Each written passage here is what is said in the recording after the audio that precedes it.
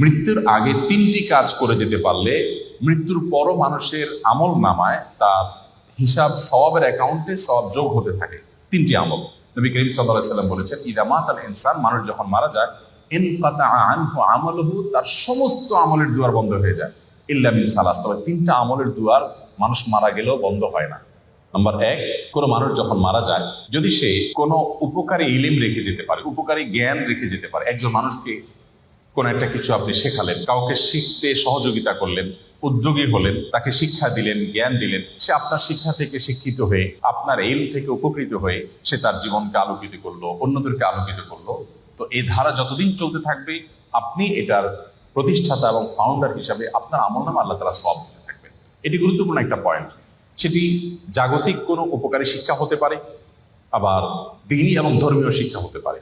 আপনি একটি দোয়া জানলেন, আপনি একটা আমল জানলেন, সেটি আরেকজনকে শেখালেন, তিনি আরেকজনকে শেখালেন, তো এই পরম্পরা যতদিন চলতে থাকে ততদিন পর্যন্ত মানুষের মৃত্যুর পরও তার আমল নামে সওয়াব যুক্ত হতে থাকে।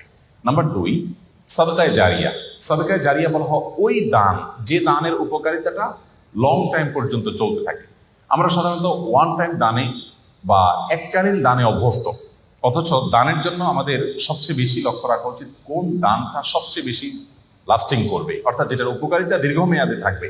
ধরুন আপনি একজন গরিবকে 200 টাকা দিয়ে দিলেন, 500 টাকা দিয়ে দিলেন, এর চেয়ে উত্তম তার জন্য এমন একটা ব্যবস্থা করে দিন যে সেখান থেকে দীর্ঘমেয়াদে তার উপকারিতা সে পেতে থাকবে। আপনি একটা বৃক্ষরোপণ করলেন, বৃক্ষরোপণ করা সেটা আপনার নিজের বাড়ির ছাদে হতে পারে, আপনার ব্যালকনিতে, বারান্দায় হতে পারে, আপনি একটা গাছ লাগালেন, একেবারেই জাগতিক একটা বিষয়। এই গাছের অক্সিজেন আপনি ভোগ করবেন, এর ফল ফসল আপনি ভোগ করবেন, বাট আপনি নিয়তটা যদি এটা করেন, নবী করিম সাল্লাল্লাহু আলাইহি সাল্লাম সাদকায়ে জারিয়া হিসেবে গাছ লাগাতে বলেছেন। তিনি বলেছেন, মা মিন মুসলিমিন ইয়াগরিসু গারসান আও ইয়াজরাউ যারআ, কোন মুসলমান যদি কোনো গাছ লাগায়, কোনো ফসল করে, এবং সেখান থেকে যদি কোনো পশু পাখি খায়, কোনো মানুষ খায়, কোনো পোকামাকড় খায়, কোনো কীট পতঙ্গ খায়, তাহলে তার সওয়াব পাবে।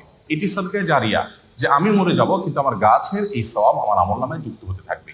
আমি যদি 2-4-10,000 গাছ লাগিয়ে যেতে পারি, 200-400 গাছ লাগিয়ে যেতে পারি, তাহলে সেখান থেকে কিছু গাছও যদি টিকে যায়, এবং যতদিন টিকবে মানুষ অক্সিজেন পাবে, ছায়া পাবে, ফসল পাবে, ফল পাবে, মানুষের মৃত্যুর পর এই আমলটার সওয়াব যেতে থাকবে।